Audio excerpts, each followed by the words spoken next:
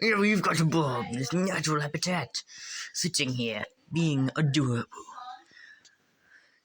Bob likes human interaction, especially of his fact that his feathers are growing back in. Let's go to the other bird in the background, the emo bird.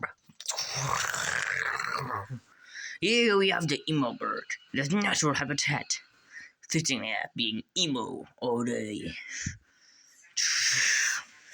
The emo bird's habits consist of sitting there being emo, hissing at humans, and eating food. Occasionally flapping his wings like a retard.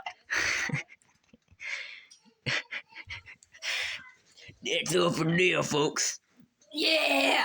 Back with Bob on National Geographic. And emo bird.